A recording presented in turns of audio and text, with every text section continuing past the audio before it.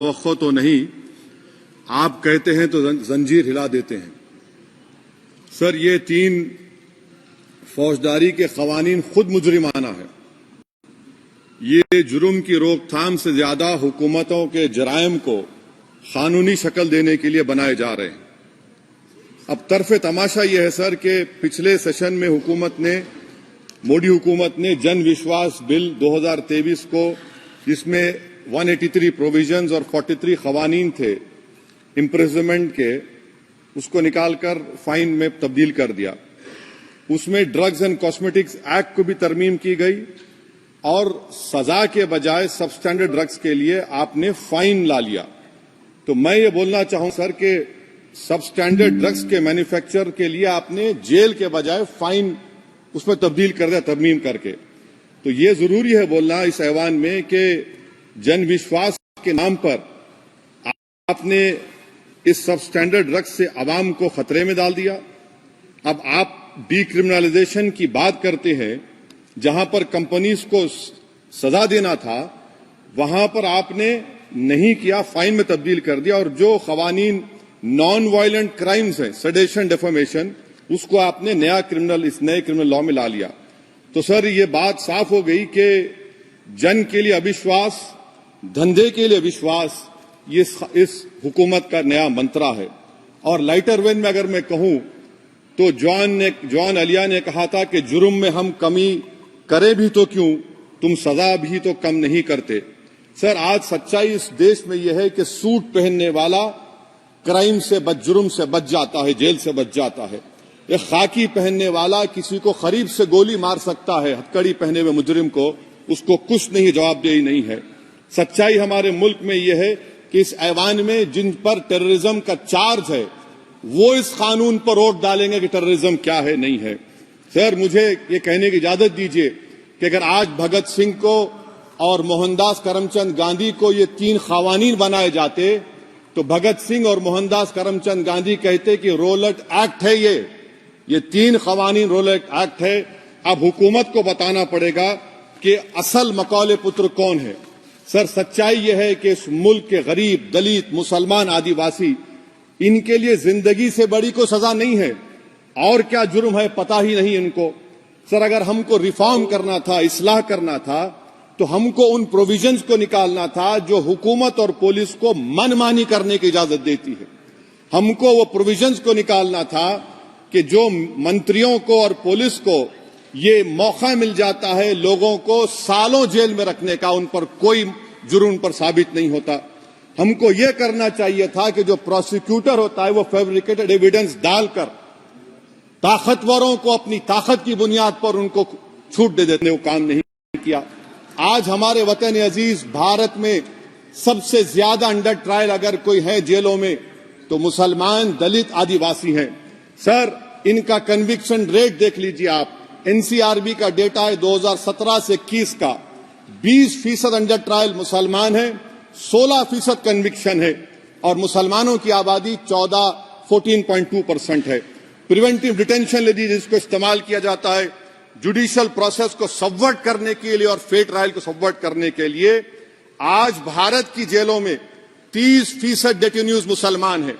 उत्तर प्रदेश में 2017 में 33% मुसलमान डेटेन्यूज थे। आज 83.9% उत्तर प्रदेश की जेलों में मुसलमान डेटेन्यूज है। सर, एक और मिसाल दे रहा हूं, CSDS की रिपोर्ट है, थिंक टैंक है बहुत बड़ा, जो कहता है कि they have found substantial prejudice against Muslim police force. Bihar, Maharashtra, Uttarakhand, Jharkhand, 2/3 of the surveyed police personnel believe that Muslims were more inclined to violence than members of the communities. ये empirical evidence है। इसी रिपोर्ट में कहा गया कि 35% जिन पुलिस के अहदेदारों का सर्वे किया गया उन्होंने मॉब वायलेंस को नेचुरल करार दिया, खास तौर से उन केसों में जहां पर काउ स्लॉटर होता है। CJPAP का इन्वेस्टिगेशन रिपोर्ट है सर कि कोविड-19 के दौरान जिन लोगों 25% मुसलमानों का अरेस्ट किया गया था, ये बायसनेस नहीं है तो क्या है। मध्य प्रदेश में मुसलमान 7% के करीब हैं और 21% मुसलमानों का नाम सर FIR में डाल दिया गया था। सर, प्रोजेक्ट 39 ने, नेशनल लॉ यूनिवर्सिटी ने उन लोगों का सर्वे किया जिन पर सजाए मौत दी गई। हैरत अंगेज बात यह है कि सर 76% बैकवर्ड क्लास, दलित और रिलीजियस माइनॉरिटी से ताल्लुक था। कितने दलित और एसटीज डेथ रो पर हैं सर? महाराष्ट्र में 50%। कितने मध्य प्रदेश में है सजाए मौत के? 36% दलित और आदिवासी। कर्नाटका में 36%, बिहार में 31%, झारखंड में 30%, गुजरात में 19 लोग जो सजाए मौत के इंतजार में हैं, 15 मुसलमान हैं। केरल में 60% जो सजाए मौत के मुल्जिम है रिलीजियस माइनॉरिटीज है। सर आखिर इस देश में कब तक ये चलता रहेगा कि अनस्पोकन रिजर्वेशन उन लोगों के लिए, उनके पास पूरा पॉलिटिकल पावर है, और एक अनस्पोकन रिजर्वेशन है दलित, मुसलमान, आदिवासियों के, इनको जेल में रहना पड़ता है। कि आखिर ये कैसे मुमकिन है सर कि आलाजात के जो अक्सरियती तबके के लोग हैं उनके पास सियासी ताकत है, माशी ताकत है, सोशल ताकत है, और मुसलमान और दलित आदिवासी जेलों में पड़े रहते हैं। अरे अगर आप 3 कानून लाकर इस्लाह कर रहे हैं तो कौन सा इस्लाह है? आप तो ताकतवरों का रिफॉर्म कर रहे हैं, गरीबों को इससे क्या फायदा हो रहा है? तो जैसा अंग्रेजी में कहा गया था कि the cure is dangerous than the disease. Sir अब आप आ जाइए BNSS पर, क्लॉज 187, डिटेंशन का पीरियड देख लीजिए सर 187(3) में, यानी 15 दिन से ज्यादा आपको मुश्किल है प्रेजेंटली। अब आपने प्रोविजन दे दिया कि 90 दिन तक आप कभी भी 5 दिन का, 6 दिन का, 10 दिन का, यानी 90 दिन तक किसी को बेल नहीं मिलेगी। और हैरत अंगेज बात यह है कि UAPA के कानून में जिसको जेल में डाला जाता है UAPA में, 30 दिन के बाद एक सुपरिटेंडेंट ऑफ पुलिस को कोर्ट में एफिडेविट देना पड़ता है कि क्यों आप पुलिस कस्टडी ले रहे हैं जेल से। आपने वो भी निकाल दिया। यानी जिस किसी को भी आप इस कानून में अरेस्ट करेंगे, UAPA से ज्यादा मैं 90 दिन जेल में रहूंगा। और कौन रहेगा जेल में? मुसलमान रहेगा, दलित रहेगा, आदिवासी रहेगा, और बेल उसको नहीं मिलेगी। तो ये खुद सुन लीजिए, तो यानी कन्विक्शन नहीं होगा, ना बेल मिलेगी, क्योंकि पुलिस कस्टडी है। ये कानून में है सर, आप मुझे करेक्ट कर सकते हैं। अच्छा, DK बासु के गाइडलाइंस को आपने अडॉप्ट नहीं किया। क्लॉज 53(1), आप ये भी नहीं कह रहे कि भाई कौन उसको एग्जामिन करेगा? तो discretion of the medical practitioner. अरे आप ये पुलिस में जब जाते हैं तो पुलिस इतनी खातिर तवाज़ो करती है कि तलवों से लेकर जिस्म तक पूरे निशानात उसके जिस्म पर रहते, और आप कह रहे हैं कि मेडिकल प्रैक्टिशनर डिस्क्रेशन करेगा तो होगा। अब आप आ जाइए सर इसके ऊपर, आपको बता रहा हूं सर। अब आप देखिए क्लॉज 187 तो आपके सामने जिक्र कर दिया मैं सर। अब आप देखिए क्लॉज 472 मर्सी पिटीशन, आर्टिकल 79 और 161 का कॉन्स्टिट्यूशन का हिस्सा है, और ये आप कानून लाकर कहती हैं कि उसकी तरफ से मर्सी पिटीशन डालेगा तो कन्विक्ट, लीगल है, अदर रिलेटिव। सर जो सजाए मौत काटेगा वो तो आधा पागल हो जाता है जेल में। आप थर्ड पार्टीज को मौका नहीं दे रहे। ये कौन सा इंसाफ है बताइए आपका? ये कौन सा इंसाफ है आपका? और फिर सर आप ये बताइए कि थर्ड पार्टीज को बाहर कर रहे हैं। अच्छा, कितना टाइम आप दे रहे हैं? कितना टाइम आप दे रहे हैं कि सुप्रीम कोर्ट के रिजेक्शन और SLP के बाद 30 दिन और गवर्नर के रिजेक्शन के बाद 60 दिन? ये कैसा इंसाफ होगा सर? सुप्रीम कोर्ट ने कहा कि multiple mercy petitions can be filed, आपने उसको भुला दिया। अच्छा सर, अब आप एक और बात देख लीजिए, क्लॉज 479 में ये कहते हैं कि अगर कोई डिटेंशन पीरियड अपना 1/2 ऑफ द क्राइम जो ऑफेंस का पूरा कर लिया तो उसको बेल मिलेगी। आप तो उसको और खतरनाक कर दिए हैं। आप ये कहते हैं, उसमें ये कहते हैं सर, यहां पर आपने कह दिया क्लॉज 187 में, सॉरी सर, ये डिटेंशन मल्टीपल, क्लॉज 479 में अगर एक से बढ़ के ज्यादा ऑफेंस होगा, या ऑफेंस होगा लाइफ इम्प्रिजनमेंट का, या पेंडिंग होगा, तो उसको बेल नहीं मिलेगी। अरे हम तमाम तो, ऋषिकांत दुबे आप पर जब केस लगा, आपने कहा आपकी गाड़ी पर हमला हुआ, मैं जानता हूं, आप पर तो एक सेक्शन नहीं लगा, कई सेक्शन आप पर लगा दिए गए, तो फिर मुझे बेल नहीं मिलेगी। ये क्या कर रहे हैं आप? किस लिए कर रहे हैं आप? दादा भी लगा रहे, भाई आज आप वहां बैठे, कल आएंगे इंशाल्लाह, फिक्र मत करिए। पावर इटर्नल नहीं होता, ये तो कुदरत का निजाम है कि जो गंदगी करता है तो उनके लिए किसी और को मौका मिलता है, मगर आपको आना पड़ेगा एक दिन। आप ये गंदगी कर रहे हैं। अच्छा सर, ये बताइए कि हमने आप किसको कितना persons who have pending proceedings in more than one offense. और चार्जशीट में कई आते हैं, यानी जब हम पर केस बुक होता है सर तो फूल का गुलदस्ता आता है, हर सेक्शन होता है उसमें, तो मुझे बेल नहीं मिलेगी। तो ये एक बात है सर। फिर आप आ जाइए सर, मैं आपको बताना चाहूंगा सर, यहां पर आपको, सॉरी सर ये इतना बड़ा बिल है। फिर आप टेररिज्म पर सर, बीएनएस का टेररिज्म सर, ये बड़ा ही डेंजरस आपने खतरनाक आपने काम किया है। इससे दहशतगर्दी का मुकाबला नहीं होगा, सिविल लिबर्टीज खतरे में पड़ जाएंगे।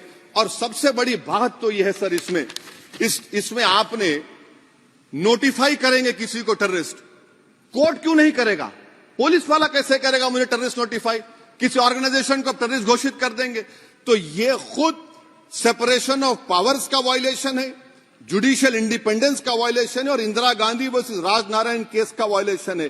तो ये मोदी सरकार जुडिशरी के पावर्स को छीनकर खुद जज जूरी एग्जीक्यूशन बन रही है। किसी शायर ने बड़ा अच्छा कहा था सर, वही कातिल वही मुखबिर वही मुंसिफ ठहरे। सर मैंडेटरी वीडियो रिकॉर्डिंग आपने कहा कि जिस जगह पर इस प्लेस पर सर्च होता है वीडियो रिकॉर्डिंग की, मैं ये कहता हूं कि जब मेरा अरेस्ट होगा वीडियो रिकॉर्डिंग करिए, क्यों नहीं करते आप? जब मेरे घर पर पुलिस आती है वीडियो रिकॉर्डिंग करिए, जो मैं पुलिस को देता हूं उसकी वीडियो रिकॉर्डिंग करिए।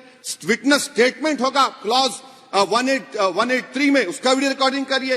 क्यों नहीं आप पैसे देते कि हर पुलिस वाले के जिस्म पर एक वीडियो रिकॉर्डर हो और एक्यूज को मिलना चाहिए, आप नहीं मिलता एक्यूज को।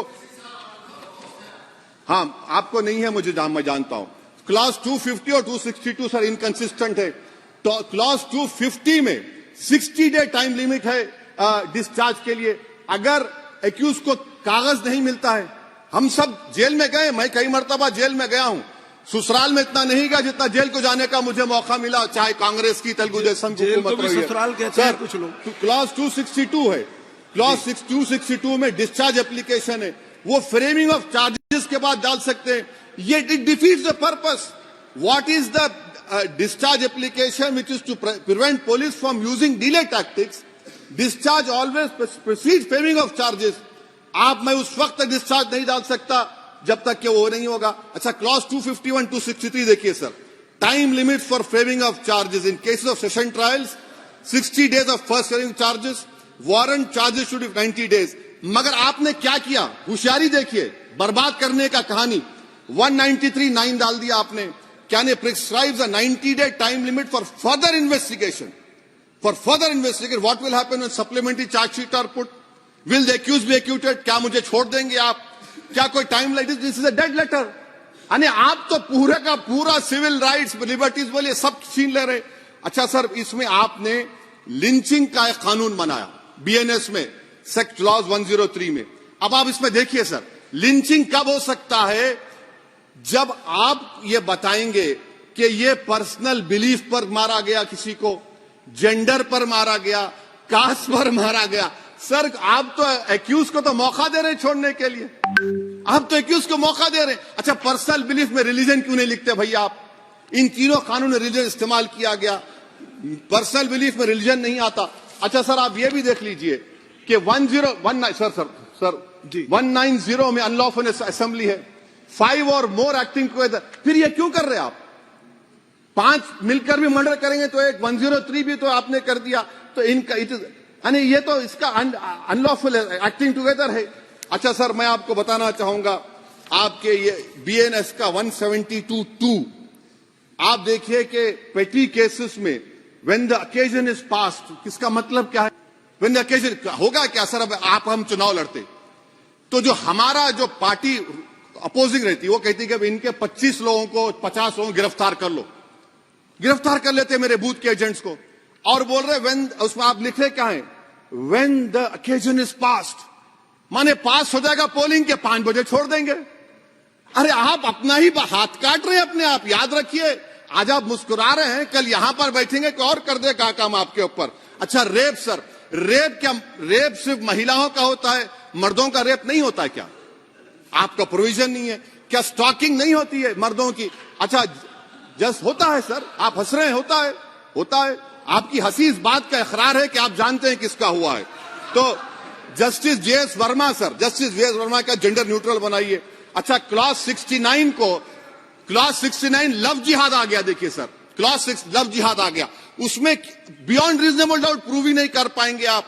अब उसमें क्या बताना पड़ेगा? सप्रेसिंग आइडेंटिटी, यानी अगर कोई महिला मोनू मानेसर चोमू चंडीगढ़ से इश्क करती है, बाद में उसको मालूम होता है कि वो मानेसर का नहीं है, चंडीगढ़ का नहीं है, तो क्या क्लॉज 69 एक्शन में आएगा?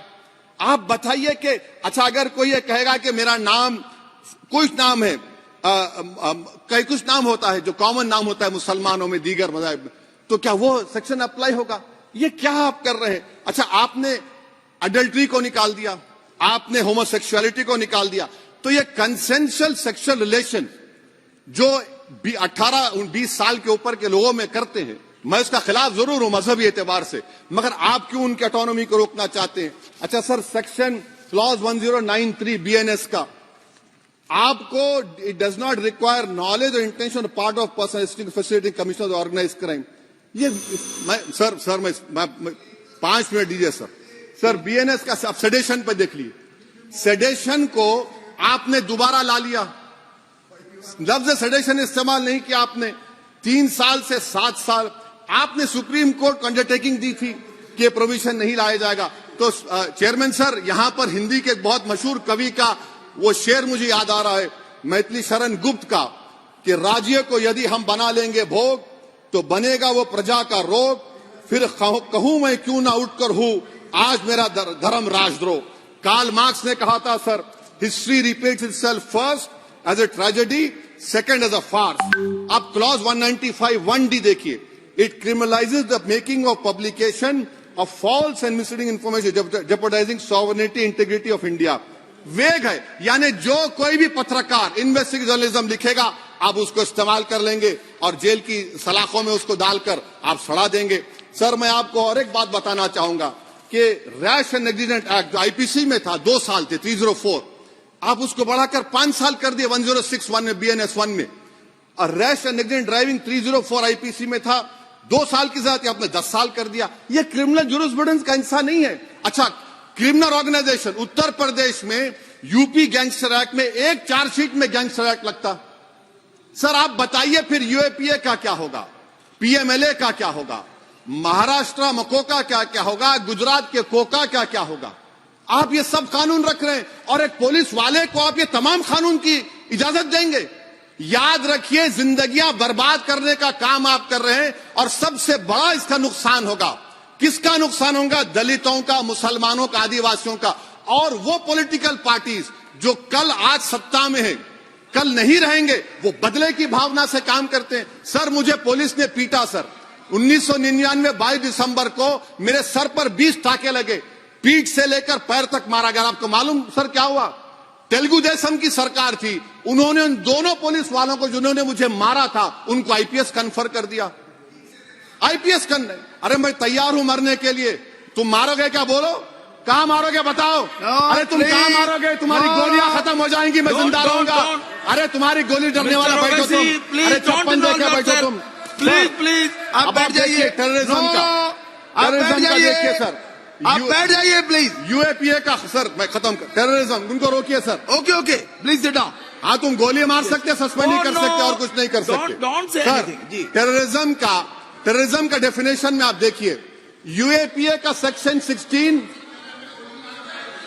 यूएपीए का सेक्शन 16 क्लॉज 113 में आ गया, यूएपीए का सेक्शन 15 क्लॉज 131 में आ गया। देख लेंगे उसको, देख लेंगे। यूएपीए का आपत्तिजनक अंश निकाल दिए जाएंगे। यूएपीए का क्लॉज 18 113 4 में आ गया, यूएपीए का क्लॉज 18 113 3 में आ गया, यूएपीए का क्लॉज 20 113 5 में आ गया, यूएपीए का सेक्शन 19 113 6 में आ गया।